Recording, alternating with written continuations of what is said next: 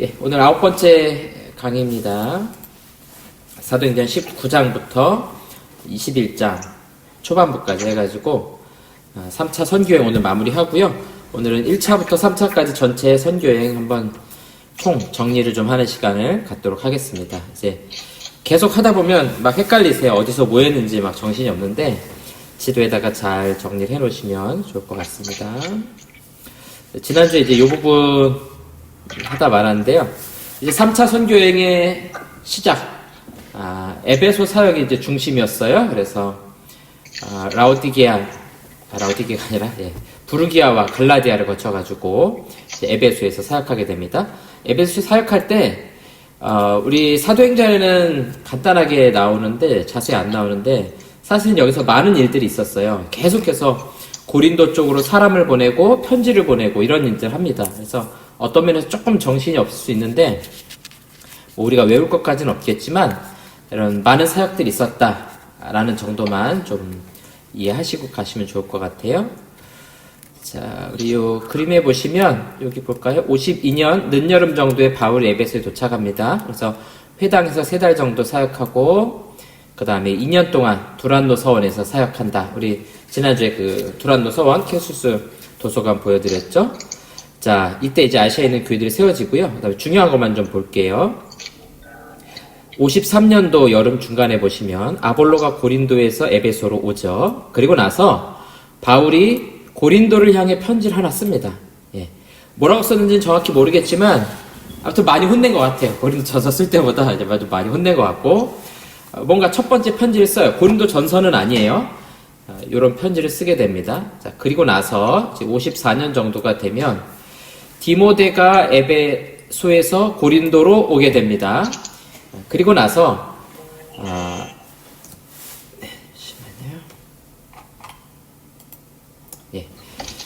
그리고 나서 바울이 고린도 전서를 써요. 그러니까 고린도 전서는 고린도를 향해 쓴 몇 번째 편지인 거예요? 2번째 편지인 겁니다. 2번째. 그리고 나서 에베소에서 머물다가 고린도 거쳐서 예루살렘으로 갈 계획을 갖습니다. 자, 그리고 나서 디모데가 고린도에서 에베소로 돌아오고요. 또 디모데와 에라스도가 마게도냐로 갑니다. 막 정신이 없어요. 사람들이 계속 왔다 갔다 하거든요. 왜냐면 이게 꽤 긴 기간이기 때문에 이렇게 왔다 갔다 자꾸 일꾼들을 보내요. 자, 그리고 나서 이제 54년 여름을 잘 보시면 바울이 고린도에 2번째로 방문해요. 이거는 사도행전에는 안 나와요. 이 부분 사도행전은 안 나오는데 고린도 후서를 읽어보면 한 번 갔다 왔다는 걸 알 수가 있어요. 그 말은 뭐냐면 우리가 고린도전서에도 볼 수 있지만 고린도 교회가 굉장히 문제가 많잖아요. 다양한 문제들이. 그러니까 에베소에서 사역하면서 바울이 고린도에 계속 사람도 디모데도 보내고 편지도 쓰고 자기도 한번 갔다 오고. 아시겠죠? 요거 잘 기억하세요. 그 다음에 그리고 나서 디도가 또 하나의 편지를 가지고 고린도로 갑니다. 이게 3번째 편지예요. 이거를 우리가 눈물로 쓴 편지다 이렇게 성경에 표현하고 있는데 고린도를 향해 3번째 편지를 썼다 하는 겁니다. 그리고 나서 이제 바울이 드로아를 거쳐서 마게도냐로 갑니다. 이제 진짜로 고린도를 향해서 가는 거예요. 그리고 마게도냐에 도착해서 거기서 또 고린도를 향해 편지를 씁니다. 그게 바로 고린도 후서가 되는 거예요. 그러니까 3차 선교여행 동안 고린도에 편지를 총 4번 씁니다. 4번. 4번 쓰고요. 그 중에 2번째가 고린도전서, 4번째가 고린도 후서라는 거예요. 첫 번째하고 3번째 편지는 없어요. 자, 요 표 보시면 복잡하니까 여러분들이 그것만 잘 기억해 주세요. 에베소에 있으면서 계속 어디 사역을 하는 거예요? 고린도 사역을 계속 하고 있는 거예요. 편지 보내고 사람 보내고 자기도 한번 갔다 오고. 그리고 우리 성경에 나오는 게 이제 3번째 고린도를 방문하는 장면이 되는 겁니다. 자, 정리를 좀 했는데요. 지난주에 저녁 수업에 이거 좀 했는데 아주 정신없어 하시더라고요. 그래서 몇 가지만 좀 기억하시면 될 것 같아요. 바울은 고린도 2번째 방문했다가 다시 에베소로 왔다. 그 다음에 편지는 총 4통의 편지를 쓰게 된다. 그 중에 3통은 에베소에서 쓰고 마지막 고린도 후서는 마게도냐에 가서 쓰게 된다. 이 정도만 생각하시면 될 것 같아요. 고린도 후서 쓰는 거는 20장에서 살펴볼게요. 자, 이제 고린도를 향해 쓴 고린도 전서 내용을 좀 정리하고 가도록 하겠습니다. 무슨 문제가 있었는가? 분쟁의 문제가 있었다는 거죠. 우리가 어디 소속이냐, 누구 소속이냐, 누구 파냐. 자, 그리고 나서 우리가 성령을 받은 우리, 그러니까 한 몸이라는 거죠. 그래서 분쟁하면 안 된다들 하는 것이고요. 또 음행의 문제, 또 세상 법정 송사의 문제, 뭐 상업적인 도시니까 얼마나 이런 송사들이 많았겠어요. 고소고발하는 것들이. 또 결혼 문제, 그 다음에 우상에게 바쳐진 재물 문제, 이런 문제들이 있었고요. 이게 도시에서 일어날 수 있는 그 당시 문제였어요. 그 다음에 사도의 권리, 또 우상 숭배 문제, 또 그 당시에 쓰던 머리 수건 쓰는 거라든가 성만찬, 이런 이야기들. 그 다음에 은사와 몸의 원리. 워낙 받은 은사가 많은 교회여가지고 그 은사 때문에 많이 분열됐어요. 항상 은사가 좀 문제가 많이 돼요. 항상 좋은 은사를 받아도 그것 때문에 좀 싸우게 되는 경우들이 이상하게 많죠. 그래서 은사의 최고는 사실 사랑이 없으면 안 되는 것이다. 그러면서 방언하는 것과 예언하는 것에 힘쓰라. 여기서 말하는 방언은 계시를 전달하는 도구로서의 방언이에요. 오늘날 방언하고 조금 차이가 있다는 겁니다. 그 다음에 죽음과 부활에 대한 이야기하죠. 그러나서 연복, 헌금 문제 이야기하고 마무리 인사. 헌금 문제 얘기했다는 건 뭐예요? 고린도 교회가 아직 이 헌금이라는 부분에 대해서 좀 미숙함이 있다는 거죠. 그래서 우리 지난주에도 했지만 바울이 자비량으로 자기가 직접 천막 만든 일을 하면서 거기서 생활하죠. 그만큼 좀 미숙함들이 있었다는 겁니다. 자, 이제 에베소 사역 우리 계속 살펴보겠습니다. 지금 에베소에 와서 이제 2년 동안 두란노 서원에서 강의할 때 있었던 일입니다. 마수라는 어떤 유대인들 딱 생각나죠? 우리 구브로에서 바예수라는 사람이 있었잖아요. 그래서 이 악귀 들린 자에게 예수의 이름을 이용해서 보면 시험 삼아 악귀 들린 자들에게 주 예수 이름을 불러 말하되. 그러니까 뭐 예수님의 이름으로 막 병 고치는 은사가 바울에서 나가니까 자기도 한번 해보는 거죠. 그랬더니 뭐라고 말해요? 내가 바울이 전파하는 예수를 의지하여 너희에게 명하노라 하더라. 유대인 한 제사장 스게와의 7 아들도 이를 행하더니 악귀가 대답하여 이르되 내가 예수도 알고 바울도 알고 하지만 너희는 누구냐. 재밌죠? 내가 바울 알고 예수님 아는데 넌 뭐냐 하는 거죠. 뭐 성령 받은 사람도 아니고. 그래서 뛰어 올라가지고 눌러 이겼다 그랬죠. 그래서 상하에 벗은 몸으로 도망하게 됩니다. 에베소는 유대인과 헬라인들이 다 이 일을 두려워하며 주 예수 이름을 높이고 믿는 사람들이 많이 와서 자복하여 행한 일을 알리며. 그러니까 이 악귀가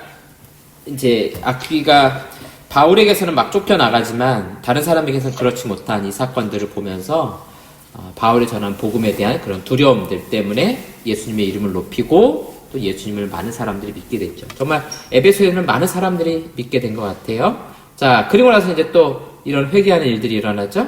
마술을 행하던 많은 사람이 그 책을 모아 가지고 와서 모든 사람 앞에서 불사르니. 그러니까 실제적으로 복음을 들었을 때 나타나는 반응. 그렇죠? 이 믿음으로 행할 수 있는 반응이죠. 우상을 섬기던 것들을 없애는 거죠. 그래서 여기서 이제 말하는 책은 주스로 외우는 그런 두루마리 형태. 옛날에 그 양피지라든가 파피루스 같은 그런 두루마리 형태였죠. 그런 것들 와가지고 불태웠는데 계산해 보니까 은 5만이나 되더라. 이게 금액이 어느 정도인지 사실 좀 정확하지가 않아요. 이 고대 사회 화폐라는 게 또 은이기 때문에 정확히 좀 알 수가 없어서 아마 대략적으로 한 137명 정도 되는 사람이 1년 동안 벌 수 있는 임금. 그러니까 한 사람 연봉을 계산했을 때 한 137명 정도 되는 사람의 1년 연봉. 뭐 우리 돈은 뭐 50억 정도 이렇게 추산할 수 있는데 어쨌든 굉장히 그 많은 책들을 귀하고 비싼 책들을 갖다가 불태웠다 하는 걸 우리가 알 수 있죠. 믿음의 이런 행동들이 필요하죠. 몇 년 전에 저희 교구에 어떤 분이 이제 좀 자기가 뭔가 결단하지 못하는 일이 있어서 저를 불러가지고 집으로 좀 와달라가지고 이제 갔더니 그 신주단지 아시죠? 이제 보통 그건 신주단지는 아닌데 항아리에다가 소금을 넣어놓은 거였어요. 이것도 이제 약간 우상이죠, 우상인데 그걸 못 버리시는 거예요. 근데 제가 보기에 그냥 아무것도 아니거든요. 그 항아리 소금은 물에 버리면 되는 거고 씻어서 쓰면 되는 건데 이거 차마 못 버리는 거예요. 왜냐면은 이 조상신이 자기들한테 뭔가 노할까봐 그 두려움이 있는 거죠. 그러니까 귀신한테 눌리는 사람은 이런 두려움들이요, 뭐 굉장히 극복하기 힘들어요. 그 사람들이. 우리가 보기에는 아무것도 아니거든요. 우리 보기엔 그렇죠. 뭐 부적도 뭐 그까짓 거 불에 태워버리면 아무것도 아닌데 그걸 믿는 사람들한테 이게 두려움의 대상이 될 수 있거든요. 자, 그러고 나서 이제 성경이 정리하죠. 이와 같이 주의 말씀이 힘이 있어 흥왕하여 세력을 얻으니라. 우리가 6장 7절에서부터 시작했죠.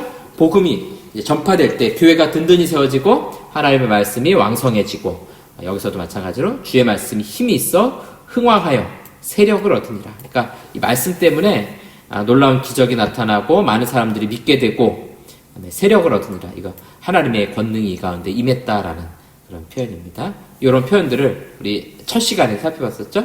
6번이나 쭉 반복해서 사도행전에 나오는 걸 우리가 볼 수 있었어요. 자, 이 일이 있은 후에 바울이 마게도냐와 아가야를 거쳐, 이제 이런 용어가 나왔을 때 머릿속으로 그림이 딱 떠오르셔야 돼요. 예, 지금 아시아, 터키 지방에 있지만 마게도냐 어디입니까? 빌립보, 데살로니가, 베레아 이런 제일 북쪽이었죠. 그 다음에 아가야는 어디예요? 고린도, 아덴, 갱그레아가 있었던 그 남쪽이었죠. 예. 자, 여기를 거쳐서 예루살렘으로 가기로 작정하여 이르되 내가 거기 갔다가 후에 로마도 보아야 하리라. 그러니까 이제 바울이 새로운 비전을 받은 거예요. 이 2차 선교행지 거쳐가지고 어디까지 간다고요? 로마까지 가겠다라는 그런 비전을 품게 되는 장면입니다. 자, 볼까요? 예, 이렇게 말씀드린 거. 그 다음에 로마서에 보면은 어떤 이야기를 하면 내가 서바나, 즉 스페인까지 가겠다 이런 이야기를 하거든요. 이 로마서는 고린도에 가서 쓰게 됩니다. 고린도에 가가지고 이 다음 장면에 나와요. 자, 그리고 나서 22절을 보니까 자기를 돕는 사람 중에서 디모데와 에라스도, 이게 재무관이었죠. 재무관. 디모데는 우리가 잘 아는 것처럼 2차 선교여행 때 같이 합류했던 일꾼. 그래서 디모데는 굉장히 여러 번 또 고린도도 갔다 오기도 하고 중요한 일들을 많이 맡겨요. 그리고 나중에 에베소 교회를 디모데한테 맡기거든요. 그러니까 정말 신실하고 충성스러운 그런 동역자였던 것 같아요. 나이는 비록 어렵지만 바울이 굉장히 믿고 신뢰했던 사람이었던 것 같습니다. 또 데살로니가에도 남겨놓고 왔었잖아요. 자, 두 사람을 마게도냐로 보내고 자기는 아시아에 얼마 동안 더 있으니라. 그러니까 두 사람 마게도냐로 갔고요. 바울은 아직 아시아의 에베소에 조금 더 머물게 됩니다. 그리고 이제 여기서 이제 좀 환란을 당하게 되죠. 자, 이후에 바울은 고린도에 다녀온 것으로 추정이 됩니다. 그럼 고린도 후서를 읽다 보면은 중간에 한번 갔다 왔구나 하는 걸 알 수가 있어요. 물론 기록하진 않아요, 사도행전에서. 그리고 나서 이제 디도가 눈물로 쓴 편지라는 세 번째 서신을 가지고 고린도로 갑니다. 이때 아주 심하게 혼냅니다. 편지에다가 고린도에서 쓴 다음에 아주 심하게 혼내고, 그리고 나서 이제 디도가 와서 이제 바울에게 이야기하기를, 고린도 성도들이 그 편지 보고 열심히 회개하고 똑바로 잘 하고 있습니다. 그 말 듣고 나서 바로 이제 그 사도 바울이 굉장히 위로를 많이 받아요. 그래서 고린도 후서 시작할 때 위로의 하나님이 우리를 위로하시고 위로라는 얘기를 몇십 번을 막 하거든요.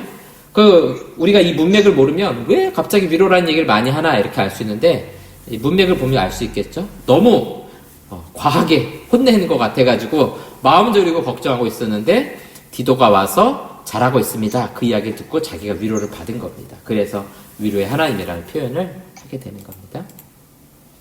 자, 아시아에서 아직 머물 때예요. 그때쯤에 이 도로 말미암아 복음이죠. 적지 않은 소동이 있었으니, 즉 데메드리오라 하는 어떤 은장색이, 자, 이 표현을 좀 보겠습니다. 이 데메드리오라는 사람이 있었는데 은장색이래요. 그러니까 은을 세공하여 아데미 신상을 제작하는 사람이고, 이런 사람들이 굉장히 많았다는 거죠. 그래서 은으로 아데미의 신상 모형을 만들어 직공들에게 이걸 이제 찍어내는 사람들이 굉장히 많았던 거예요. 그러니까 한두 사람이 만드는 게 아니라 굉장히 많은 사람들이 이걸 만들어가지고 판매를 계속하는 거죠. 판매. 그래서 벌이를 하게 되더니, 그가 그 직공들과 그러한 영업하는 자들을 모아, 뭔가 갑자기 종교적인 느낌이 아니라 돈 버는 느낌이죠. 그러니까 이 종교의 우상 신들, 이방 종교의 핵심 뭐냐면 결국은 돈 버는 거예요. 돈 버는 거. 굿하는 것도 돈 내고 해야 되잖아요. 그런 식으로.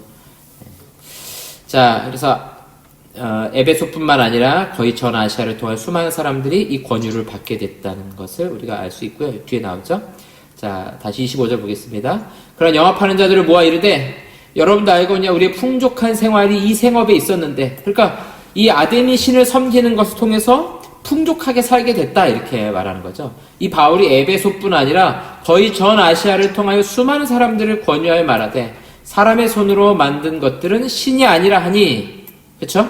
이거는 십계명에 나오는 두 번째 계명이죠. 하나님 형상 만들지 말라 그랬잖아요. 근데 여기 지금 계속 형상을 만드는 거잖아요. 그래서 그 예언서들에도 보면은 계속 예언자들이 선지자들이 비판하는 게 그거죠. 니네 자꾸 그 손으로 만든 거 가지고 거기다 절하고 섬기고 그러지 말아라. 그 스스로 움직이지도 못하는 거. 이사야 보니까 아주 재밌는 표현하죠. 괜히 괴롭게 나귀한테 그거 무거운 거 매가지고 짐승들 괴롭게 하고 그러냐 이런 표현도 하잖아요. 이런 이야기를 했다는 거죠.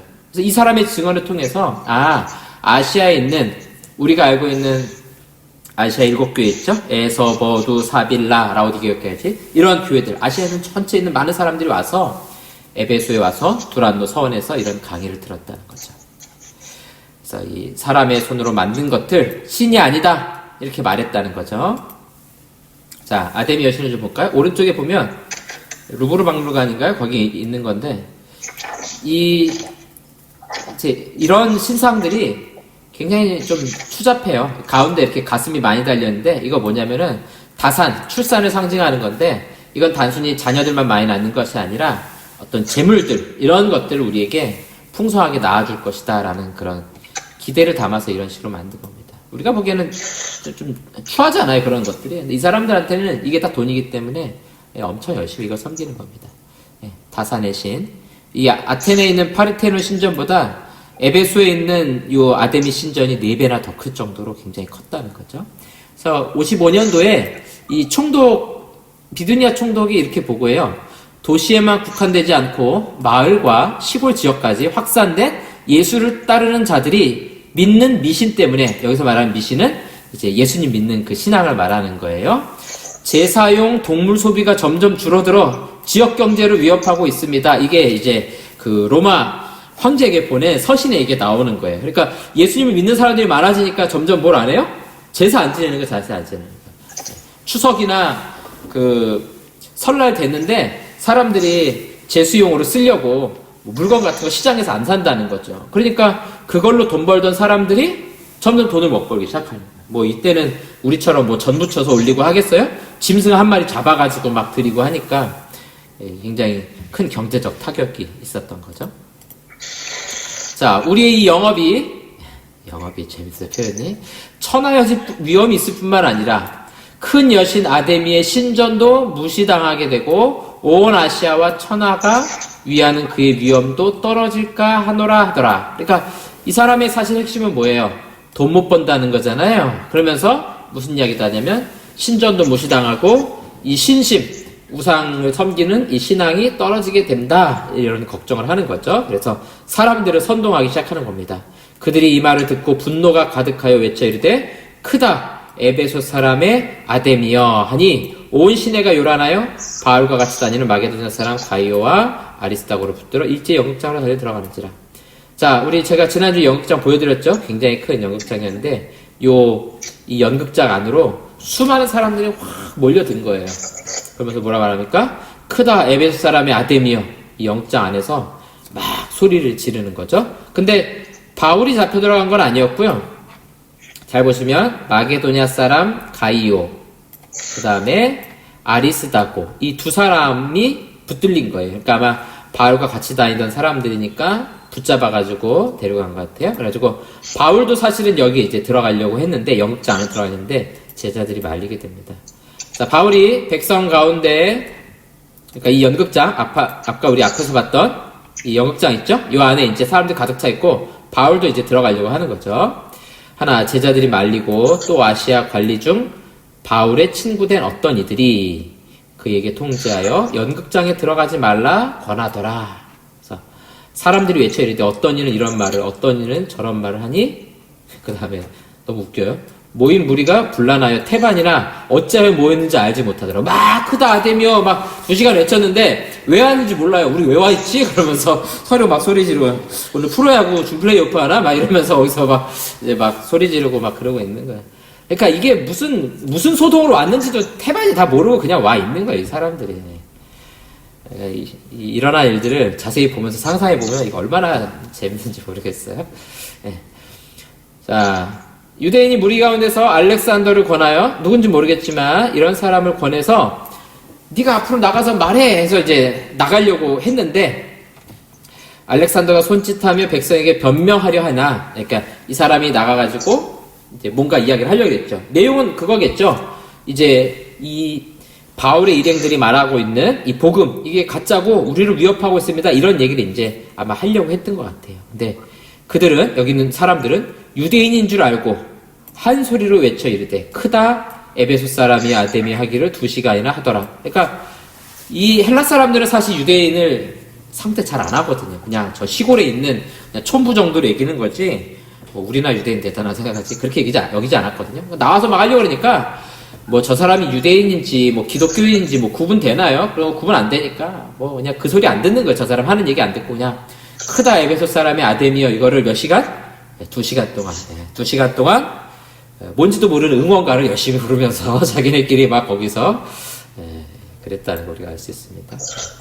뭘 하고 있는 건지 모르겠어요, 사람들. 자, 서기장이, 이제 서기장이라는 사람, 뭐 우리가 잘 아는 것처럼 어떤 사무와 관련된 그런 행정가라는 걸 우리가 알 수 있겠죠.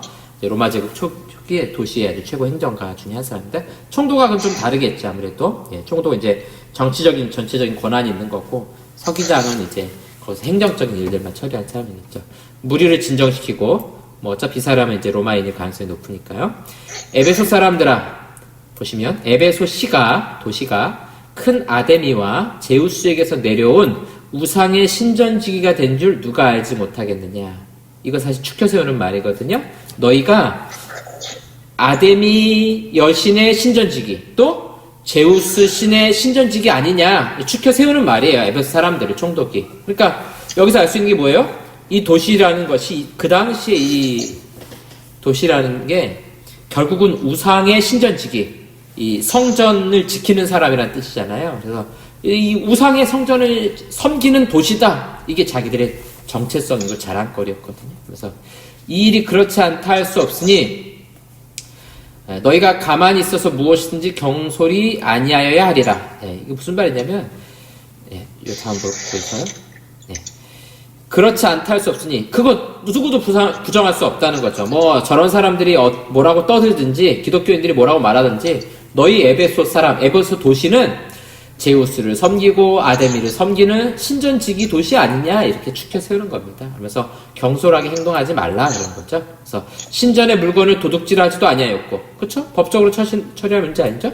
우리 여신을 비방하지도 아니한 이 사람들을, 뭐 예수님 믿으라고 했지 아데미 신에 대해서 막 비방하고 다닌 거 아니지 않느냐. 그런 사람 너희가 붙잡았으니까 만일 데메드리와 그와 함께 있는 직공들이 누구에게 고발할 것이 있으면, 제대로 고발할 거 있으면 재판날 정해져 있고 총독도 있으니까 피차 고소하라는 거죠. 그러니까 확실히 로마 사람답게 어떻게 하라는 거예요? 정식 재판 절차를 거쳐서 재판을 회부하라는 거예요.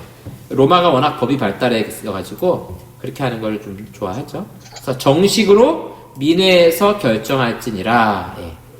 자, 이게 결론인데 이 민회라는 표현을 좀 살펴볼 거예요. 우리가 잘 아는 에클레시아라는 단어예요. 이게 우리 교회를 에클레시아라고 부르죠? 근데 원래 교회는 에클레시아가 아니고 민회라는 단어가 에클레시아예요. 이거 뭐냐면은 이 고대 도시국가에서 자유민들, 시민권자들의 모임에 해당이 되는 거예요. 그러니까 우리도 지금 미국 대선 투표하고 있는데 미국 시민권자들이, 미국 시민권자인가요? 미국 시민이겠죠? 그 투표를 할 수 있는 권한 있잖아요. 우리나라도 한국 국민만 대통령 투표 권한이 있는 거잖아요. 그렇죠? 외국에서 잠깐 여행 온 사람이 투표할 수는 없는 거거든요. 그리고 이 당시에는 노예들도 있었고 하니까 그런 노예들은 투표 못 하거든요. 그러니까 시민권자들만 모여가지고 아주 중요한 결정을 할 수 있어요. 그게 바로 에클레시아입니다. 그러니까 그렇게 모여서 결정하고 나면 어떻게 해요? 원래 자기 모임, 자기 원래 하고 있던 일로 돌아가면 돼요. 그래서 내가 장사하는 사람이든 농사 짓는 사람이든 그 일 하다가 뭐 이번 주일날 3시에 이 민회 에클레시아가 소집됩니다. 그럼 거기 가가지고 투표를 하는 거예요. 직접 투표 방식인 거죠. 우리나라 국회하고 비슷하다 생각하시면 돼요. 그래서 사법, 전쟁, 세금 이런 문제를 직접 민주주의 방식으로 처리해 왔습니다. 노예들 못 들어가고요. 원래 그 고대 로마나 아니면 이제 스파르타나 아테네 같은 경우는 전쟁에 나가는 것도 시민들만 할 수 있었어요. 막 노예시킬 것 같잖아요. 근데 그렇게 안 했어요. 우리 도시는 우리가 지킨다라는 그런 자부심이 있어가지고요. 이 군대에 가는 거는 시민들만 갑니다. 우리나라도 그렇잖아요. 우리나라 국민들만 군대 가죠? 그렇죠? 외국에서 와서 잠깐 살고 있는 사람들이 군대 가는 건 아니에요. 왜냐면 우리나라는 우리가 지키는 거죠. 그래서 노예한테 이 군복무 시키지 않았어요. 그 다음에 세금 내는 것, 이것도 당연히 시민권자들만 할 수 있는 것들이었습니다.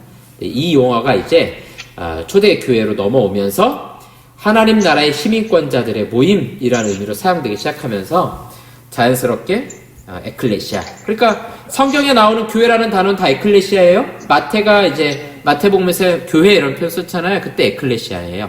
그러니까 그때는 이제 도시의 시민권자가 아니라 하나님 나라의 시민권자들이다. 이런 의미를 갖고 사용하게 되는 겁니다. 자, 오늘 아무 까닭도 없는 이 일에 우리가 소요 사건으로 책망받을 위험이 있고, 왜냐면 자기가 위험하죠. 총독들이나. 왜냐면은 행정관 입장에서는 막 분란이 일어났잖아요. 근데 이게 불법적인 일이면 문제가 될 수 있으니까. 우리 불법 집회에 관하여 이렇게 정확하게 정의하죠. 이거 불법 집회라는 거죠. 보고할 자료가 없다 하고 이에 모임을 흩어지게 아니라. 그러니까 약간 해프닝으로 끝나버리고 난 거예요. 막 모여가지고 왜 모였는지도 모르는데 크다. 예, 그 말 이제 아데미오 외치면서 2시간 하고서 결국 그냥 흩어지고 끝나버린 겁니다. 자, 이제 20장 넘어갑니다. 소요가 그침에 바울은 제자들을 불러 권한 후에 작별하고 마게도냐로 떠나니라. 이제 바울이 자기가 가려고 했던 곳이 있죠? 고린도를 거쳐서 마게도냐 거쳐서 고린도로 갔다가 이제 예루살렘 그리고 로마로 가야 되잖아요. 예, 그래서 이제 출발을 하게 됩니다. 자, 이제 3차 선교회 여기까지 우리 지난주 살펴봤고요. 에베소에서 갑니다. 이제 출발합니다. 자, 2절 그 지방으로 다녀가며 여러 말로 제자들을 권하고 헬라에 이르러. 자, 이 짧은 표현 안에 뭐가 들어있냐면 드로아로 갔다가 배 타고 빌립보로 갔다는 이야기예요. 마게도니아를 거쳐 가야 되니까요. 그래서 거쳐서 고린도까지 갔다라는 거를 우리가 알 수 있습니다. 그리고 나서 어디로 갑니까? 헬라에 이르러 그랬죠. 결국 이제 고린도와 겐그레아 교회가 핵심 지역이 되겠죠. 3절에 보니까 거기 석 달 동안 있다가, 그러니까 고린도에서 3달 있었다는 겁니다. 고린도에서. 3차 선교여행은 핵심 지역이 에베소였고 마게도니아 거쳐서 고린도까지 갔고 고린도에서 3달 동안 더 있었다. 그리고 나서 배 타고 수리아로 가고자 했어요. 이제 배를 타고서 안디옥 방향으로 해서 예루살렘으로 가야 되잖아요. 그렇게 가려고 했는데 유대인들이 자기를 해하려고 공모함으로 이제 유대인들이 숨어가지고 배 타면 뭐 어떻게 하겠다 이런 작정을 했겠죠. 그래서 다시 왔던 대로 마게도니아를 거쳐 돌아가기로 작정을 하게 됩니다. 자, 이제 이 과정에서 잠깐 좀 볼 거예요. 보시면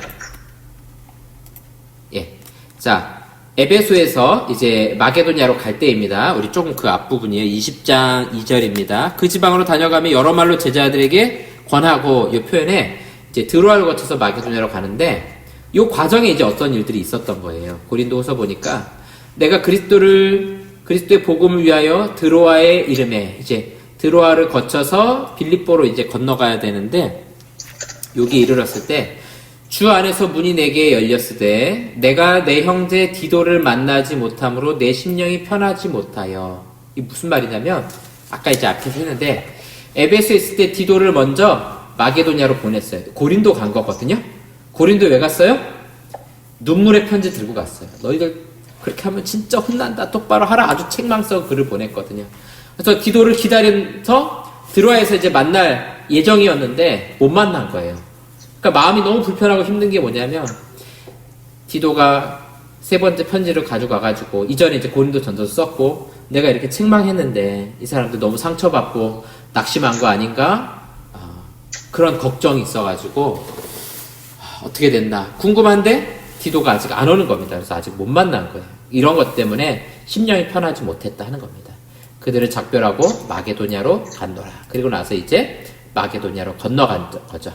그리고 나서 디도가 마게도냐에 도착을 하게 됩니다. 그렇게 기다리던 디도, 고린도 교회가 어떻게 하고 있나 했더니 디도가 너무 잘하고 있습니다. 그를 책망하는 글을 보고 회개하고 똑바로 신앙생활 하려고 작정하고 있습니다. 이제 이런 얘기를 하니까 거기서 고린도 후서 4번째 편지를 쓰게 됩니다. 자기가 이제 곧 고린도 갈 거예요. 갈 거지만 가기 전에 먼저 이 편지를 써가지고 자기 마음을 전하고 싶은 거죠.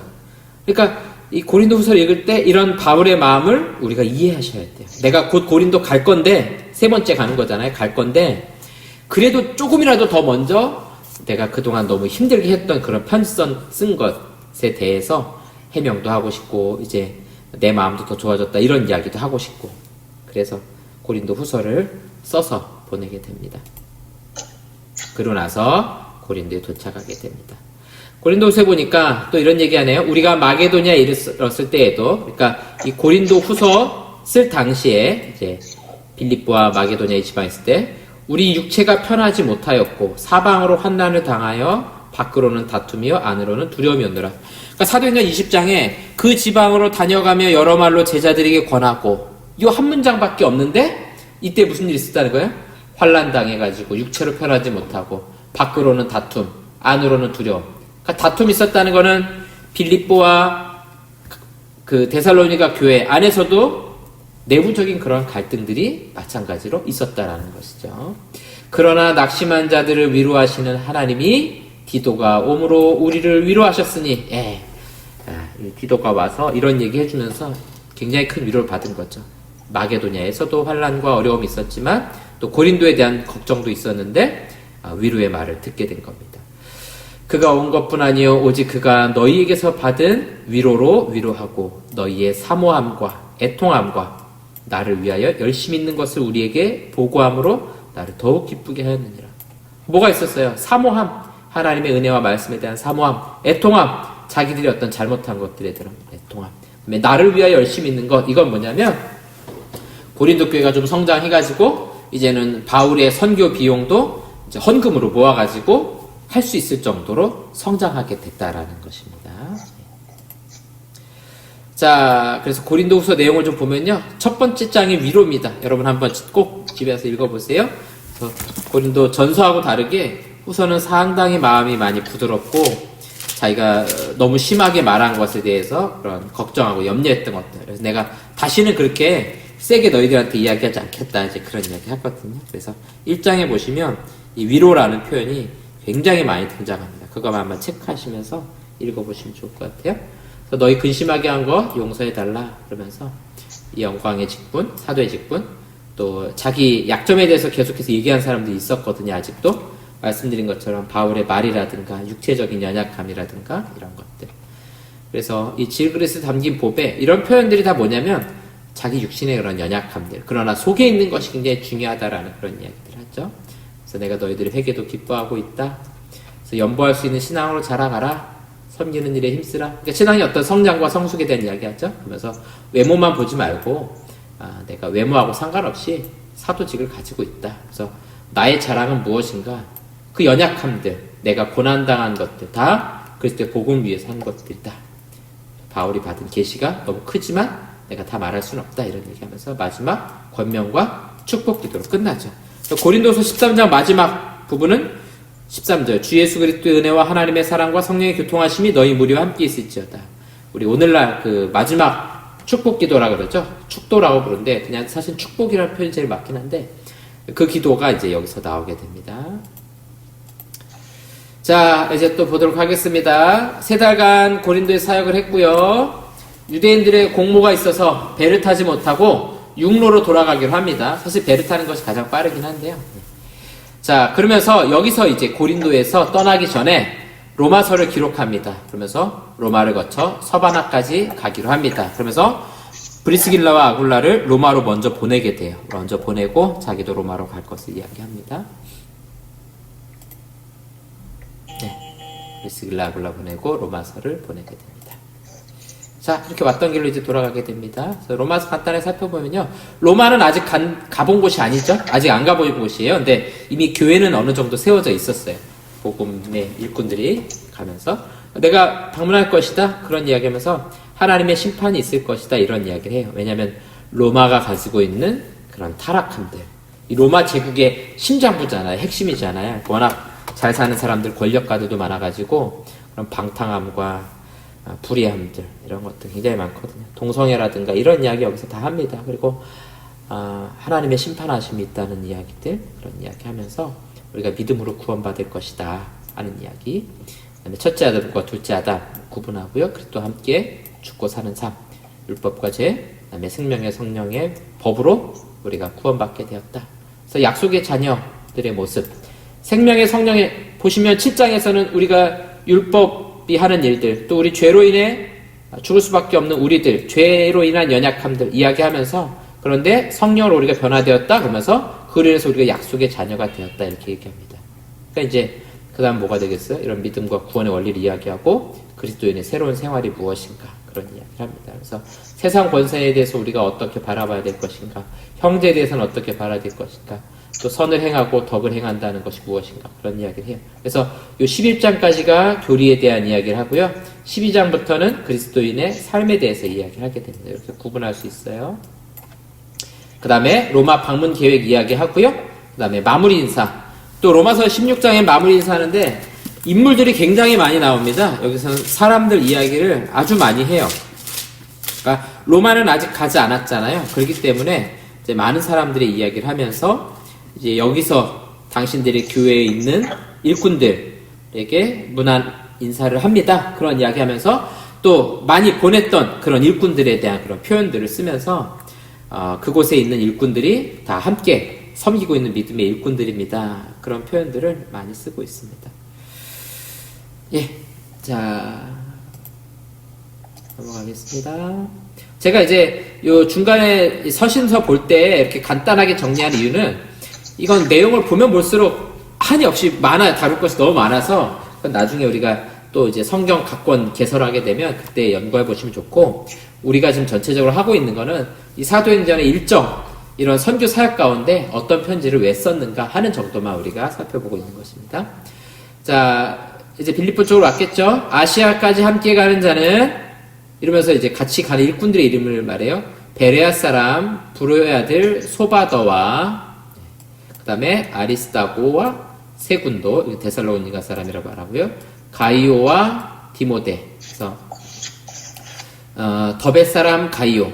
디모데는 우리가 잘 아는 것처럼 갈라디아 루스트라 사람이죠. 그러니까 가이오가 더베 사람이 더베가 아니라 더베 사람. 그래서 둘 다 이제 루스트라와 더베가 가까운 도시라서 아마도 같이 이야기한 것 같아요. 그다음에 두기고와 드로비모 이런 사람들의 일행이 있었어요. 5절 보세요. 그들이 먼저 가서 드로아에서 우리를 기다리더라. 지금 계속 드로아를 거쳐서 가죠. 드로아를 거쳐서 마게도냐로 가고 마게도냐에서 아시아로 올 때 드로아로 오고, 이제 그 트로이, 옛날 그 트로이 목마 이런 역사적 유적이 있던 곳, 거기 바닷가 쪽에 있는 도시였던 것 같아요. 멀지는 않은데 한 16km 정도 떨어졌다고 해요. 그래서 지금도 이제 그쪽에 가면은 이제 그 트로이 유적도 있고 또 트로이 목마 이런 것도 막 만들어서 놓고 하더라고요. 뒤에서 좀 보도록 하겠습니다. 먼저 가서 이제 기다리고 있는 거예요. 드로아에서 기다리면서 바울이 오기를 기다리는 거죠. 근데 이 당시 이런 기다림이라는 거는 오늘날처럼 뭐 7시 30분에 만나요 이게 아니죠. 예. 그런 게 뭐 지금처럼 이런 손목시계 차고 다니는 것도 아니고 스마트폰에서 전화하는 것도 아니에요. 그냥 뭐 대략 언제쯤 어디서 만나자 그러면은 올 때까지 그냥 한도 없이 기다리는 거예요, 이 당시에는. 그러니까 이제 잘 못 만날 때도 있고 그런 일들이 종종 일어나게 되죠. 자, 우리는이라 쓴 거 보니까 바울하고 누가는 지금 따로 가고 있다는 걸 알 수가 있어요. 그렇죠? 예. 무교절 후에 6월절이잖아요. 빌립보에서 배로 떠나 닷새만에 드로아에 있는 그들에게 가서 이레를 머무니라. 그러니까 드로아에서 만났다는 건 이제 드로아 교회도 있다는 거 우리가 알 수 있고 이제 나오겠지만, 드로아에서 떠나서 빌립보에서 떠나서 닷새 만에 드로아에 도착했어요. 근데 사도행전 16장 11절 2차 선교행 때 보니까 드로아에서 배로 떠나 사모드라게로 직항하여 이튿날 네아폴리로 가고, 빌립보로 건너가는데 요 중간에 보시면 이렇게 건너가는데 2차 선교행 때는 하루가 걸렸어요. 근데 지금은 며칠 걸렸어요? 5일 걸렸어요. 5일. 뭐가 이상하죠? 예. 자세히 보면 이런 것들이 눈에 보여요. 왜 5일이 걸렸지? 하면 그때부터 이제 우리가 좀 상상을 해보는 거죠. 왜 똑같은 바다인데 왜 돌아올 때는 5일이나 걸렸을까? 예. 이게 오늘날 이제 지도예요. 보시면 요 카발라라는 도시가 이제 네아폴리에 해당이 되고, 여기 사모드라게 섬이 있고, 드로아라는, 여기는 추정 위치에 지금 있는 건 아니고, 그 다음에 요 밑에 있는 그림은 이제 트로이의 목마 만들어 놓은 건데, 그 위에 있는 차나칼레라는 도시에다 가면 요런 거 만들어 놨다 그래요. 그 이야기는 잘 아시죠? 트로이를 함락시키기 위해서 전쟁하다가 안 돼가지고 후퇴하면서 요거 만들어 놨다. 네, 나무로 된 거 안에 이제 아킬레우스하고 이제 많은 그 그리스 연합군들이 들어있죠. 약간 이야기가 허술해요. 네, 나무 안에 들어있었는데 이걸 몰랐을까 그러면서 이제 트로이에서 이 목마를 뭐 불태울 것이냐 데리고 올 것이냐, 그러다 이제 데리고 오잖아요. 데리고 트로이 도시 안에 들어왔는데 밤에 이제 여기서 아킬레우스하고 사람들이 나왔다는 거죠. 그러면서 이제 다시 도망가던 배들이 다시 와가지고 트로이를 함락했다는 그런 얘기인데, 허술하죠. 예, 나무로 그렇게 만들었는데 이 안에 사람들하고 모를까요? 딱 보면 알지 않을까요? 숨소리 나고 막 그럴 텐데. 자, 여기서 이렇게 오는 일정이에요. 자, 지금 좀 해볼게요. 배 타고 오는데 제가 거리를 한번 찍어보니까 한 230km 정도 될 것 같아요. 동해에서 독도 정도 가는 거리예요. 그러니까 배 타고 바람이 잘 불면 하루 만에 갈 수 있겠죠. 근데 바람이, 우리도 독도는 잘 못 들어가죠. 울릉도 저는 안 가봤지만 울릉도 갔던 분들이 독도를 가시는 분도 있고 못 가시는 분도 있고 그래요. 못 가는 건 뭐 때문에 못 갑니까? 바람이 거치면 파도가 높은데, 저도 이제 이 북쪽에서만 살고 내륙 쪽에만 살아가지고 바다를 잘 몰랐는데, 저희 처가는 이제 여수잖아요. 근데 그 전에 있던 교회 목사님, 부목사님도 이제 여수분인데, 먼 바다 나가면 파도가 다르다는 거예요. 그래서 거기서 여수에서 뭐 거문도나 백도 이런 데 가는 배를 타잖아요. 그럼 먼 바다거든요, 거기는 파도가 달라요. 그래서 뉴스 진짜 보니까 파도가 거기는 높을 때는 막 5m, 심할 때는 막 10m이거든요. 말이 5m죠. 우리가 거기에 건물 2층 높인 거예요. 그런데 그 정도로 파도가 이제 높이 치거든요. 그 정도면 뭐 그냥 웬만한 배는 막 파손할 수도 있는 거죠. 그러니까 5일 동안 이 거리를 갔다는 거는 우리가 보기에는 별거 아닌 것처럼 보일 수도 있지만, 여기서 아주 거친 바람과 풍랑이 있을 수도 있고, 또 우리 바울의 그런 고백에 보면 여기서 파손했다가 겨우 살아서 다시 왔을 수도 있고, 뭐 정확한 건 모르겠지만 굉장히 험하고 힘들었던 길이라는 거를 우리가 알 수 있습니다. 그러고 나서 바울이 약간 이상한 행동을 하나 합니다. 이거 뒤에 볼게요. 자, 이제 드로아에 왔어요. 드로아 교회가 있습니다. 그 주간의 첫날에, 그러니까 뭐예요? 주일날이잖아요. 주일날 우리가 떡을 때려 하여 모였더니, 뭐 하는 겁니까? 성찬하는 거잖아요. 그러니까 초대교회가 언제 모여서 예배드린 거예요? 주일날 모여서 예배드린 거예요. 그러니까 이 하나님의 교회 이런 사람들이 안식일 교회 이런 사람들이 자꾸 안식일 지켜야 된다 그러는데, 초대교회가 그렇게 모이지 않았어요. 안식일에 모이지 않고 안식일에 회당에서 강의를 했지만 성도들의 모임은 떡을 떼는, 성찬을 하는 주일날이었다는 걸 우리가 알 수 있습니다. 바울이 이튿날 떠나고자 하여 이제 그 다음날 이제 떠나려고 합니다. 그들에게 강론할세, 이제 말씀을 전하는데 말을 밤중까지 계속하며, 또 바울이 또 말이 많은 사람이었던 것 같아요. 그래서 설교를 얼마나 길게 했는지 윗다락에 모인 등불이 많이 켰는데 유독으로 하는 청년이 창에 걸터 앉아 있다가 깊이 졸더니, 깊은 잠에 꿈도 안 꿀 정도로 깊이 자다가, 바울이 강론하기를 더 오래 하매, 왜 이렇게 설교를 길게 하는 거야 도대체. 그래서 졸음을 이기지 못하여 3층에서 떨어지거늘 일으켜보니 죽었는지라. 웃을 일이 아니네요. 죽었어요. 왜 웃냐면 살아난 거 우리가 알기 때문에 지금 웃고 얘기하는 거죠. 자, 드로아. 바울이 마게도냐 사람의 환상을 보았던 그 도시잖아요. 그렇죠? 건너갈 때마다 들렀던. 그래서 예배도 드리고 모였던 3층 구조로 된 큰 건물이라는 걸 알 수 있는데, 이 3층에 대한 논의는 좀 있기는 해요. 이게 2층 건물인데 보통 2층으로 되어 있잖아요. 그 위에 올라가 있었던 거다, 이제 그런 이야기도 있고, 뭐 실제 3층이다 이런 이야기도 있는데, 어쨌든 이제 불도 많이 켜놓고, 여기서 말하는 건 우리처럼 뭐 카페 루프탑에 있는 그런 등불 아니죠. 그냥 이제 기름 같은 걸로 불태우는 횃불 같은 이제 그런 등불이죠. 그래서 이제 바울이 떠날 거니까 한 번이라도 더 말씀 듣고 싶잖아요. 그래서 오랫동안 이 말씀을 들으면서 있는데 떨어져서 죽게 됩니다. 그래서 어떡합니까? 그 위에 엎드려 몸을 안고 말하되 떠들지 말라, 생명이 그에게 있다 하고 올라갈 떡을 떼어 오랫동안 곧 날이 새기까지 이야기하고 떠나니라. 사람들이 살아난 청년을 데리고 가서 적지 않게 위로를 받았더라. 그래서 바울이 이렇게 끌어안았더니 죽지 않았다, 생명이 있다, 살아났다는 거죠. 그래서 많은 사람들이 위로를 받습니다. 여기서 말하는 청년이라는 것은 이제 우리를 말하는 20, 30대 청년부가 아니에요. 굉장히 젊은 나이입니다. 10대 후반에서 20대 아주 초반 그 사이에 이제 20살 전후로 해가지고 아주 젊은 나이의 사람이라는 걸 알 수 있어요. 그러니까 이 초대교회 안에 젊은 사람들에서부터 나이 많은 사람들까지 함께 있다는 것도 우리가 좀 알 수 있겠죠.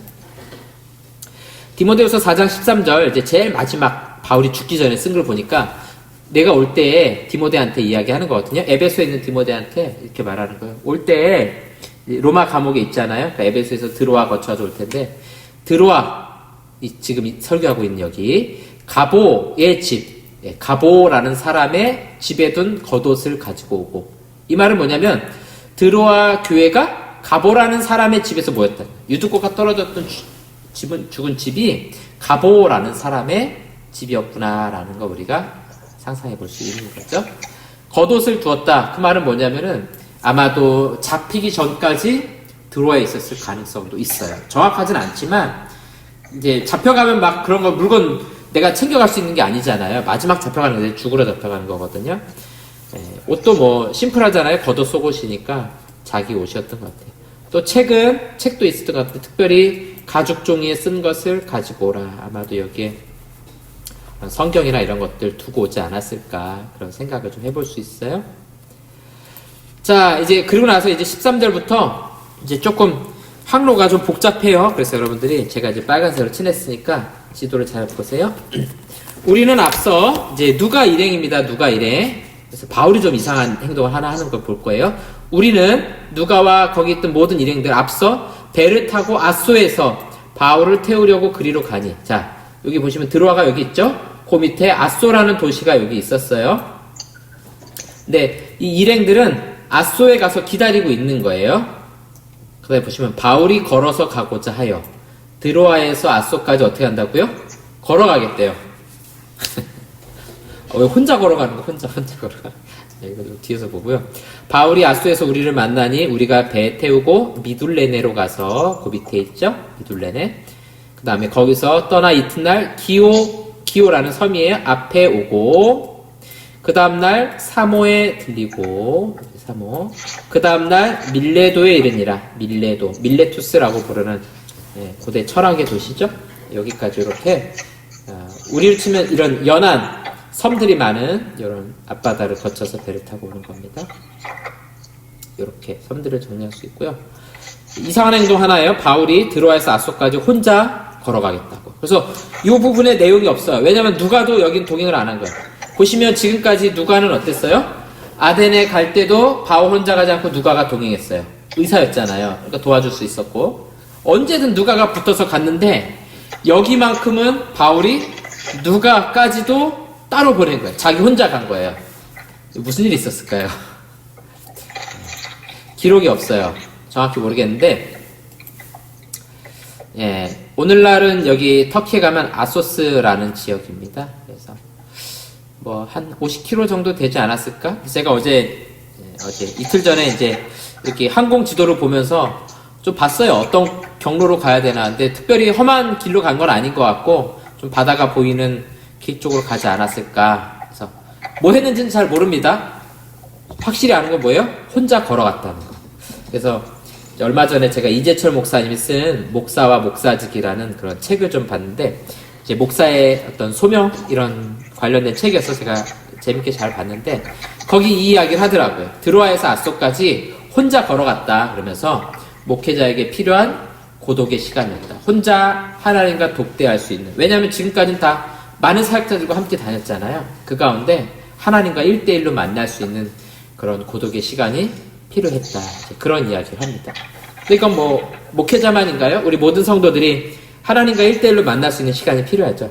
가족들이 있고 분주하고 항상 같이 있는 시간들 말고 하나님과 나 1대1로 그런 만날 수 있는 시간은 사실 우리에게도 다 유익하거든요. 그런 시간을 좀 보냈다 하는 거 알 수 있습니다. 자, 이 터키 지도를 잠깐 보세요. 보시면 여기 이즈미르라고 있죠. 이즈미르, 지금 오늘날 굉장히 큰 도시인데 여기가 이제 서머나입니다. 초대교회 요한계시록에 나오는 7교회 중에 하나죠. 에, 서, 버, 두, 에베소, 서머나, 버가모, 두 아디라 이런 식으로 나가잖아요. 그 다음에 이제 에베소, 고대 에베소는 이제 오늘날 터키에서는 셀주크라는 지역이에요. 지금은 뭐 거의 황폐화돼 있죠. 이렇게 큰 도시가 두 개 있었다는 거 생각하시고요. 자, 이제 드로아에서부터 출발하는 여정을 한번 해볼까요? 아소에서 유링을 합류하고 미둘렌에 오늘날 이제 미틸린이라고 돼 있더라고요. 이 지역, 그 다음에 키오스라는 섬, 사모스라는 섬, 밀레토스까지 이제 배를 타고 이렇게 연안이니까 이렇게 가깝게 이동할 수 있었을 겁니다.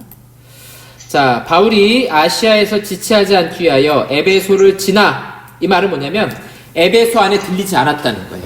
에베소 3년이나 사역했잖아요. 얼마나 또 가고 싶겠어요? 근데 빨리 예루살렘으로 좀 갈 계획이 있었어요. 오순절 안에 가려고 했거든요. 아까 빌립보에서 출발할 때 6월절 지나고 나서 출발했어요. 그러니까 6월절 지나고 오순절까지니까 총 며칠이에요? 50일이잖아요. 50일 안에 예루살렘까지 가야 돼요. 예, 오늘날처럼 배 타고 가는 거 아니기 때문에 50일 안에 간다는 보장이 없잖아, 이 당시에는. 그러니까 이제 급히 가려고 에베소를 그냥 패스하기로 합니다. 근데 그냥 가긴 너무 아쉬우니까 밀레도에 정박을 해가지고 이제 에베소에 있는 장로들을 부르게 됩니다. 예, 오순절 안에 도착하겠다. 그러면서 이제 밀레도에서 예루살렘에 있는 장로들을 불러가지고 마지막 고별 설교를 하게 됩니다. 우리 강의 안에 보시면 138쪽에 나오죠. 자, 눈물 없이 볼 수 없는 이제 고별 설교를 하게 되죠. 바울이 밀레도에서 사람을 에베소로 보내어 교회 장로들을 청하니 오메 이제 불러서 왔어요. 멀지 않아요, 여기가. 그들에게 말하되 아시아에 들어온 첫날부터 지금까지 내가 항상 여러분 가운데서 어떻게 행하였는지를 여러분도 아는 바니 이렇게 말하죠. 그래서 3년이나 사역했던 에베소의 장로들을 밀레도로 초청하게 됩니다. 그래서 이제 이별을 고하는 고별 설교. 왜 고별 설교라고 말하냐면 이제 예루살렘에 가면 잡히기 때문입니다. 잡힐 걸 알아요. 그래서 이렇게 이야기를 하게 됩니다. 18절에서 35절까지인데요. 18절에서 21절까지는 에베소 사역을 회고합니다. 돌아보는 거죠. 그러면서 22절에서 25절 보니까 성령에 매여 예루살렘으로 나는 갈 것이다. 그리고 거기서 환란이 나를 기다리고 있을 것이다. 이렇게 이야기합니다. 그래서 이후에도 에베소 교회에도 핍박과 미혹이 있을 것이다. 그러면서 내가 모범을 보인 것처럼 여러분들도 그렇게 하십시오. 제가 지금 굉장히 건조하게 설교를 내용을 정리했지만 여러분들이 사도행전 20장 이 부분을 한번 자세히 읽어보시면 바울의 마음 하나하나가 굉장히 막 느껴져요.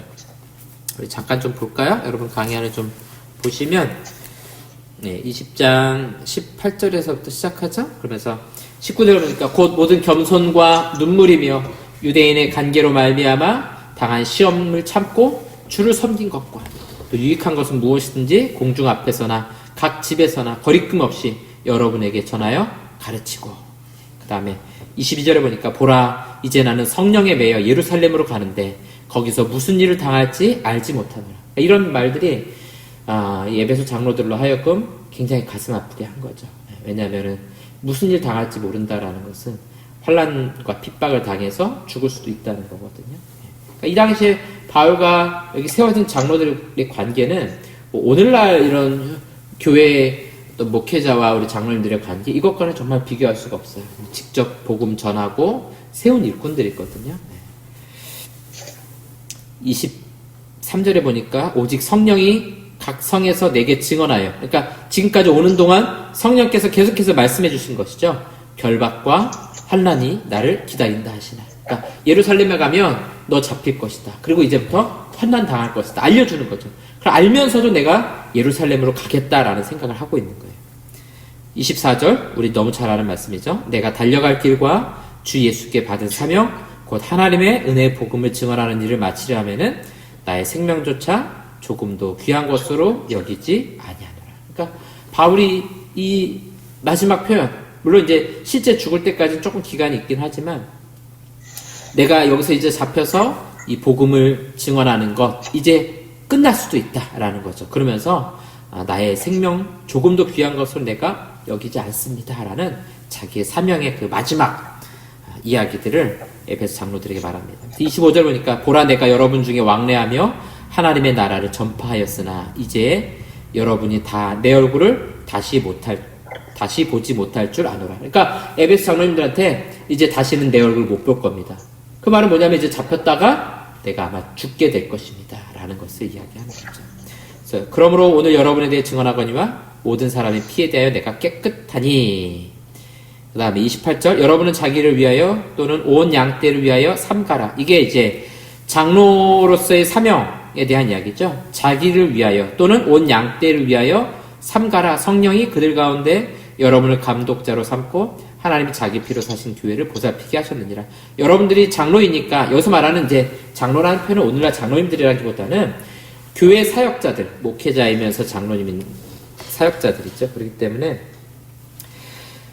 양떼와 자기들 위해서 삼가는 자기 스스로를 절제하는 그런 삶을 살아가십시오. 왜냐하면 성령이 이 성도들 가운데 여러분을 감독자로 세우셨지 않습니까? 또 하나님이 자기 피로 사신 교회를 보살피도록 여러분을 세운 겁니다. 나를 위해서 살지 말고 제가 여러분에게 보여준 것처럼 여러분들도 여러분들의 양떼를 위해서 그렇게 사는 자들이 되십시오. 이렇게 이야기하는 거예요. 이거 됐을 것 같은데요. 예. 31절 화면 보고 할까요? 여기서부터는 그러므로 여러분이 일깨어 내가 3년이나 밤낮 쉬지 않고 눈물로 각 사람을 훈계하던 것을 기억하라. 그래서 총 사역했던 기간이 3년이라는 거 우리가 그래서 알 수 있는 거예요. 지금 내가 여러분을 주와 및 그 은혜의 말씀에 부탁하노니. 그러니까 떠나가면서 교회를 내가 여러분에게 교회를 맡깁니다. 그게 아니에요. 주와 말씀에 여러분을 맡깁니다. 주와 말씀에 에베소 교회를 맡깁니다. 이렇게 표현하고 있는 거죠. 그래서 그 말씀이 여러분을 능히 든든히 세우사 거룩하게 하심을 입은 모든 자 가운데 기업이 있게 하시리라. 기업이라는 건 유산을 말하는 거예요. 하나님의 나라라는 그런 기업이라는 거죠. 자, 이 말을 한 후에 무릎을 꿇고 그 모든 사람들과 함께 기도하니 다 크게 울며 바울의 목을 안고 입을 맞추고 다시 그 얼굴을 보지 못하리라 한 말로 말미암아 더욱 근심하고 배에까지 그를 전송하니라. 그래서 서로 무릎 꿇고 울면서 함께 기도하고 인사하게 되죠. 입을 맞춘다는 거는 거룩한 입맞춤. 이 당시에 일종의 인사예요. 인사. 그래서 서양에서는 뭐 이런 것들 좀 하잖아요. 뭐 볼에다가 입맞추고 이런 거 하는데 동양은 잘 안 하죠.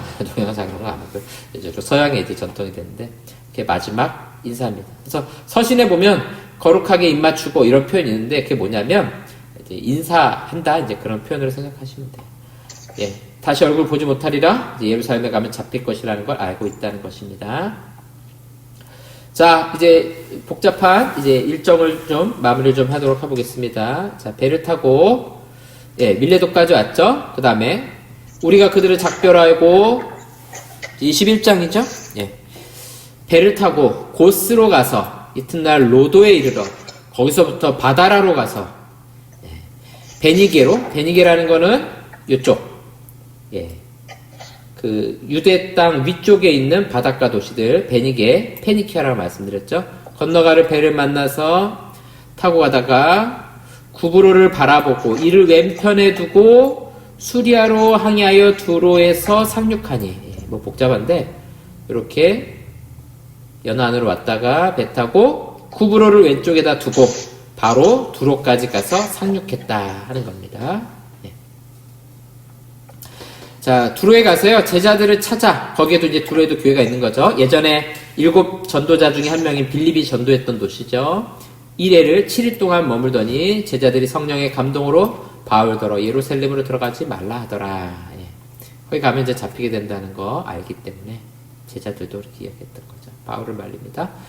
이 여러 날을 지낸 후에 우리가 떠나갈새 그들이 그 처자와 함께 성문 밖까지 전송하거늘 우리가 바닷가에서 무릎을 꿇어 기도하고 서로 작별한 후에 우리는 배에 오르고 그들은 집으로 돌아가니라. 오늘날 두로 도시입니다. 이렇게 바닷가 도시예요. 자, 두로를 떠나 항해를 다 마치고 돌레마이에 이르러 이 돌레마이 악고라는 도시라고 나와요. 악고. 그래서 옛날 지도에는 악고라는 도시가 있으면 그게 돌레마이다 생각하시면 돼요. 여기서 안무를 먹고 하루를 더 있습니다. 그리고 나서 이제 배로 하는 항해는 끝났고요. 이제 멀지 않은 가이사랴에 도착하게 됩니다. 그러면서 전도자 빌립의 집에 들어가죠. 가이사랴 여러분 기억나시죠? 고넬료가 있었던 백부장 고넬료가 있었던 곳이고 빌립이 정착해서 복음을 전하고 교회를 세웠던 곳이 바로 가이사랴이죠. 총독 관저가 있었어요. 우리 살펴볼 겁니다. 예.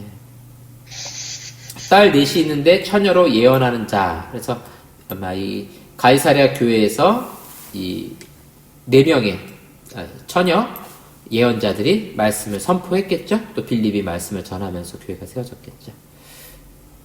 자, 여기가 이제 1세기 당시 가이사랴인데 왼쪽에 있는 거는 이제 오늘날도 있는 이런 흔적들이에요.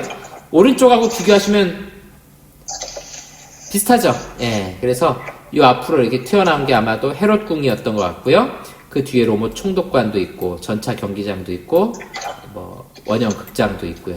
저 위쪽으로 보면은 뭐 망대도 있었고 제일 위쪽이 이제 두로 시돈 저 북쪽으로 올라가는 지역이에요.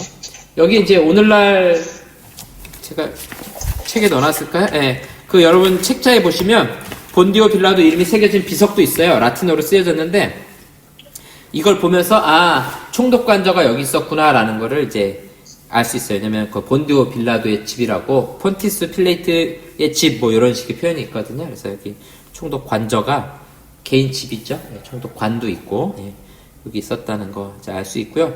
나중에 이제 바울이 잡혀서 로마로 갈 때 여기서 2년 동안 머물게 됩니다. 이 총독관저의 그 감옥에서. 그러니까 그만큼 로마인들이 주둔하는 곳이고 중요한 도시였다라는 거 우리가 좀 알 수 있고요. 또 이 갈멜산에서 샘물을 끌어오던 그런 뭐 수도교 물이 오는 그런 길입니다. 수로? 예, 수로라고 할 수 있겠죠. 그런 것도 만들어 놓은 좀 잘 만들어진 그런 도시였습니다. 그래서 중요한 도시였고요. 십자군 전쟁 당시에도 굉장히 여기 진입로 역할을 좀 많이 했습니다. 이런 유적들은 이제 좀 근래에 좀 많이 발굴이 됐어요. 또 이제 로마로 가는 배를 탈 수 있는 아주 큰 항구이기도 했습니다. 자, 가이사랴에 여러 날 머물러 있더니 아가보라 하는 선지자가 유대로부터 내려왔어요. 자, 기억나시나요? 아가보? 사도행전 11장에 아가보라는 한 사람이 일어나서 성령을 말하되 천하에 큰 흉년이 들리라 하더니 클라우디오 때 그렇게 되니라. 이제 안디옥 교회에 가가지고 아가보라는 선지자가 이런 예언을 했었죠. 여기서 예, 선지자가 바울의 띠를 가져다가 예, 몸에 묶는 그런 띠를 가져다가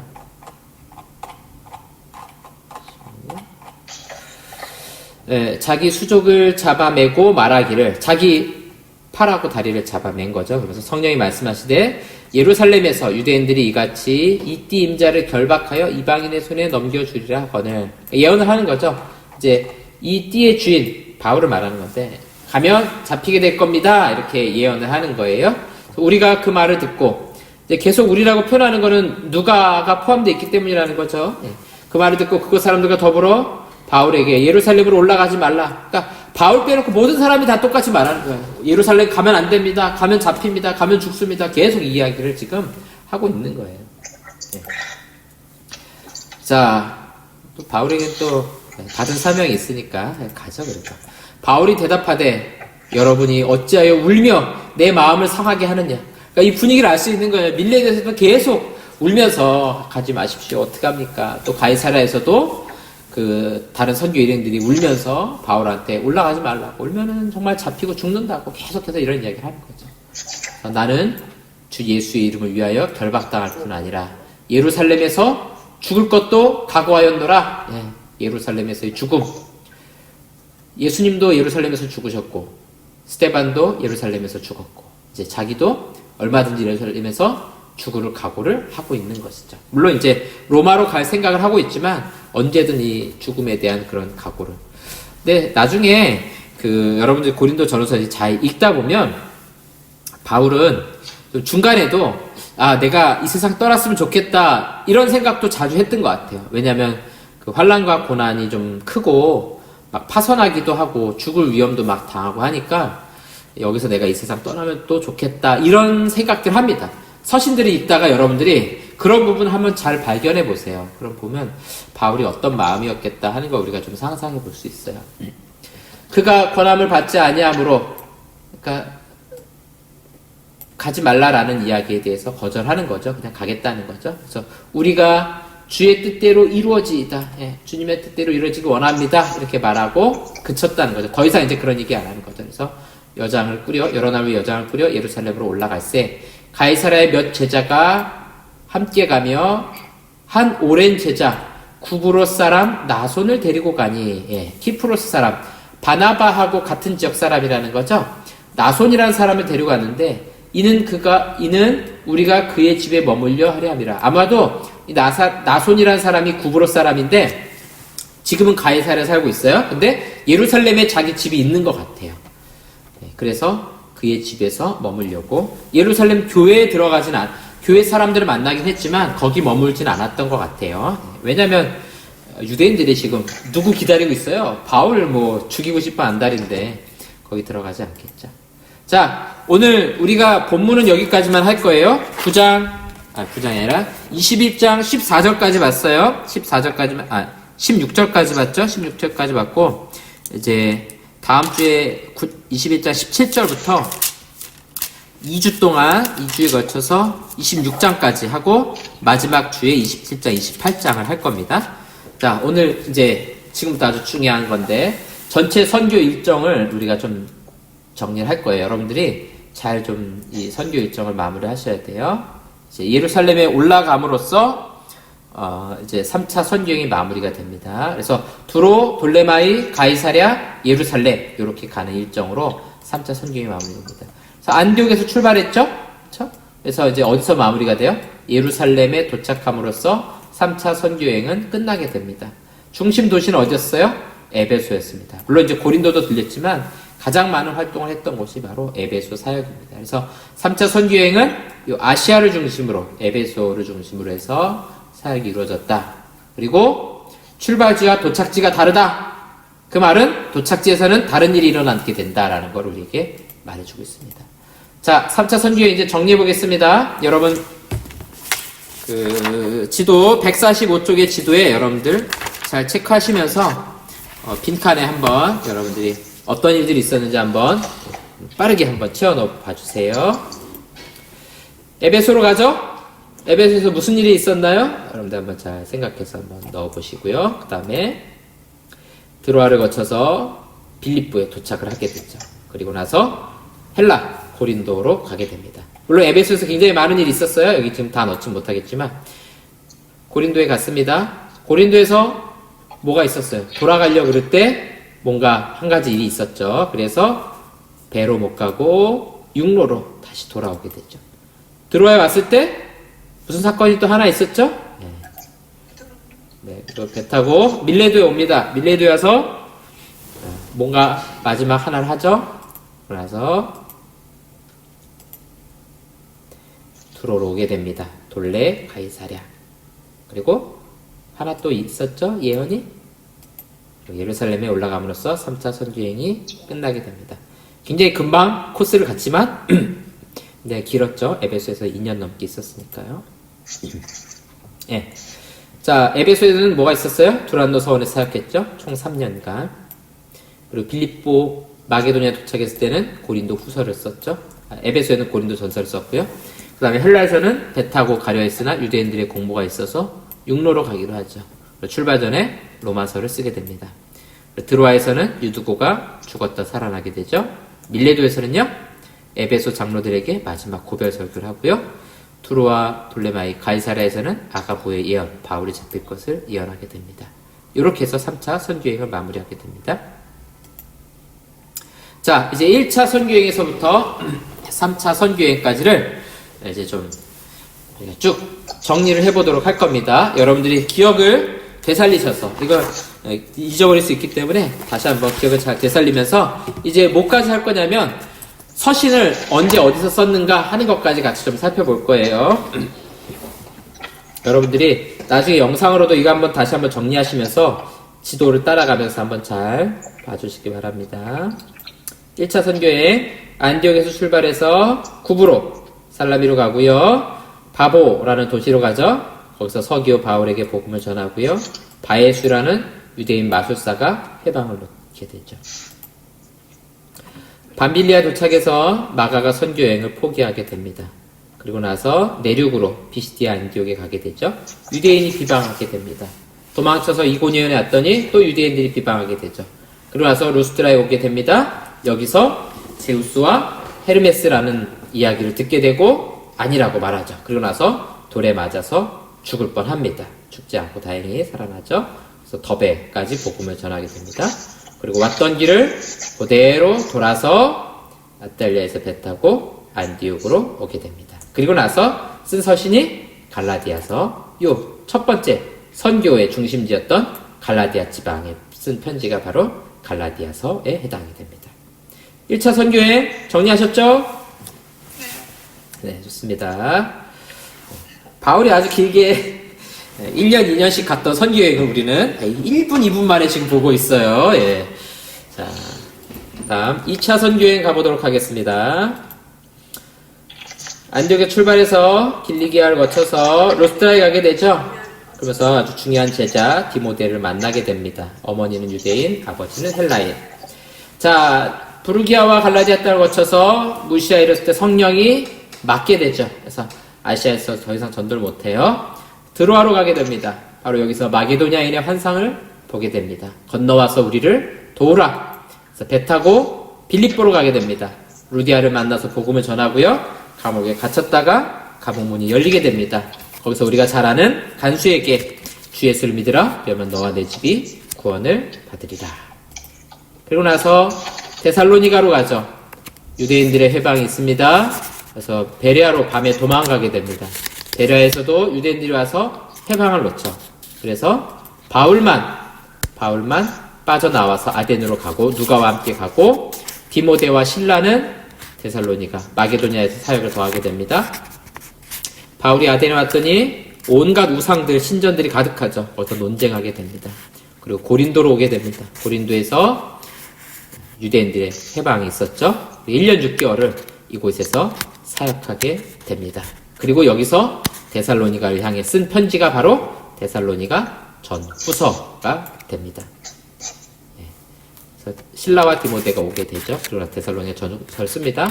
이제 원래 출발했던 안디옥으로 돌아갈 생각을 합니다. 그래서 반대쪽에 있던 갱그레아로 가게 됩니다. 그리고 갱그레아에서 머리를 깎게 되죠.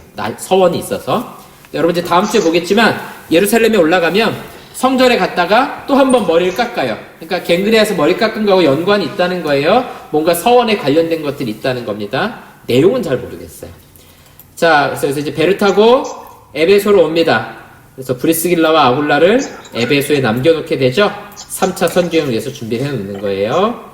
그러고 나서 배 타고 가이사랴로 와서 예루살렘에 올라갔다가 안디옥으로 돌아오게 됩니다. 그래서 2차 선교행이 끝나게 됩니다. 2차 선교행도 안디옥에 출발해서 안디옥으로 오게 돼요. 핵심 장소는 어디였어요? 요 고린도, 마게도냐. 그래서 아가야와 마게도냐, 이 유럽 지방이 핵심 도시가 되는 겁니다. 됐죠? 자, 이제 오늘 마무리했던 3차 선교행 보겠습니다. 마찬가지로 내륙을 거쳐서 에베소로 가게 됩니다. 브리스길라와 아굴라를 남겨뒀던 에베소에서 사역하게 됩니다. 3달을 회당에서 복음 전하고 유대인들 때문에 자기는 두란노 서원에서 아시아인들을, 헬라인들을 주로 대상으로 사역하고 다른 제자들이 유대인들을 대상으로 사역하죠. 3년간 열심히 사역하면서 아시아인 사람들이 복음을 듣고요. 계속해서 어디에다 편지를 보내요? 고린도에 계속 편지도 보내고 사람도 보내게 되죠. 그때 쓴 편지가 고린도 전서, 고린도에 보낸 2번째 서신입니다. 자, 이제 직접 가기로 합니다. 드로아로 가게 되죠. 여기서 디도를 기다렸는데 못 만나게 됩니다. 그리고 건너서 마게도냐 빌립보에 가게 되죠. 여기서 드디어 디도를 만나서 위로를 받게 됩니다. 그리고 나서 고린도 후서를 써서 고린도로 보내게 됩니다. 또 자신도 헬라로 가게 됩니다. 고린도로 가게 됐죠. 그래서 여기서 이제 3달 동안 사역을 더 하고 이제 배 타고 수리아로 돌아오려고 했는데 유대인들의 공모 때문에 그렇게 못하게 되죠. 그래서 왔던 길로 다시 돌아오게 됩니다. 돌아오기 전에 이제 로마서를 쓰게 됩니다. 그래서 브리스길라와 아굴라를 로마로 보내고 로마서를 보내게 됩니다. 내가 로마까지 가고 스페인까지 갈 것입니다. 그리고 드로아로 오게 되죠. 여기서 유두고가 떨어져서 죽었다가 다시 살아나게 됩니다. 밀레도에 와서는 장로들을 만나서 마지막 고별 설교를 하게 됩니다. 자, 배 타고 두로로 와서 돌레마이를 거쳐서 가이사랴. 그래서 여기 예언 듣게 붙게 되고요. 예루살렘에 들어가게 됩니다. 이렇게 해서 3차 선교여행까지가 마무리됩니다. 자, 전체 선교여행 정리해보면요. 1차 선교여행은 바울과 바나바가 함께 갔고요. 안디옥에서 출발해서 안디옥으로, 핵심 지역은 남부 갈라디아 지방이었다. 2차 선교여행은요. 바울과 신라가 갑니다. 그러면서 디모데와 누가가 합류하게 되죠. 안디옥에서 출발해서 안디옥에서 끝나고요. 마게도냐와 아가야, 고린도 지역이 핵심 지역이었다. 3차 선교여행은요. 바울과 신라, 디모데, 누가, 거기다가 브리스길라와 아굴라, 또 훨씬 더 많은 사역자들이 붙게 되죠. 안디옥에서 출발해서 예루살렘에서 끝나게 됩니다. 핵심 지역은요. 아시아에 있는 에베소였다 하는 겁니다. 아시겠죠? 예. 자, 예루살렘에서 시작해서 안디옥을 중심으로 복음이 전파되고, 여기서 이렇게 연결되는 복음의 벨트가 마지막 어디가 되는 거예요? 로마가 되는 겁니다. 그래서 이제 잡혀서 로마까지 가게 될 것입니다. 이런 복음의 어떤 항로들, 복음이 어떻게 전파되었는지 하는 것들을 우리가 몇 주간에 걸쳐서 계속해서 살펴보았습니다. 자, 우리 중간중간에 이제 서신도 읽으면서 어떤 고난과 어려움이 있는지도 좀 같이 살펴봤죠. 이제 다음 주부터 볼 것은 바울이 잡힌 곳에서 계속해서 또 복음을 전해요. 유대인들과 또 총독들과 이런 사람, 왕들에게 전하는데, 그런 내용들을 우리가 좀 살펴보겠습니다. 이제 우리가 21장부터 이제 본격적으로 잡히는 일정들이 시작되거든요. 그래서 이제 다음 주는 이제 3장을 할 거예요. 21장, 22장, 23장 정도까지 나갈 거니까요. 여러분들이 그 정도 읽어 오시면 될 것 같습니다. 여러분, 강의 안에도 내용이 있는데요. 네, 그 바울이 사람들 앞에서 변론하는 장면들이 조금 있어요. 그런 것도 여러분들이 보시고 조금 정리해가지고 오시면 되겠습니다. 강의 안으로는 뭐 그렇게 많지는 않아요. 강의 안에는 많지는 않은데 성경상으로는 내용이 좀 많아요. 그래서 조금 빨리 이 부분들은 진행하도록 하고, 마지막 시간에는 이제 로마로 가는 그 과정, 여기가 조금 여긴 또 내용이 좀 있어요. 그래서 이 부분을 마지막 시간에 좀 살펴보도록 하겠습니다. 네, 오늘 수고 많으셨고요. 우리 복음이 어떤 방향으로 지금 계속 전파되고 있다라는 걸 잘 생각해 주시고, 이제 요 이후에 바울이 로마까지 갈 것이고, 로마에서 더 왼쪽으로 가면 우리 지도에는 없지만 이제 스페인까지거든요. 거긴 아마 이후에 바울이 들리지 않았을까, 사도행전 이후에 우리가 좀 추정을 해볼 수가 있어요. 다른 여러 가지 서신들을 통해서. 우리 사도행전 1장 8절의 말씀대로 예루살렘과 온 유대와 사마리아와 그 다음에 땅끝까지 지금 복음이 전파되고 있는 것을 우리가 1, 2, 3차 선교여행을 통해서 함께 살펴보았습니다. 예, 자, 오늘 제가 기도하고 오늘 강의 마치도록 하겠습니다. 하나님 아버지 감사합니다. 오늘 3차 선교여행 오늘까지 해서 함께 다 마쳤습니다. 사도행전 1장 8절의 말씀과 같이 예루살렘에서 시작한 복음이 어떻게 땅끝까지 전파되고 있는지를 함께 살펴보았습니다. 오늘 바울의 설교를 통하여서 이 복음을 전하는 과정에 얼마나 많은 환난과 또 고난과 어려움이 있었는지를 우리가 살펴볼 수 있었습니다. 하나님, 복음에는 이런 고난과 환난과 핍박이 따른다는 것 기억하면서 그러한 시험과 어려움 당했을 때 우리가 이상한 일로 여기지 말고 당연한 일로 또 기쁨으로 그런 것들을 받아들일 수 있는 믿음을 우리에게도 허락하여 주시옵소서. 감사하며 예수님의 이름으로 기도합니다. 아멘.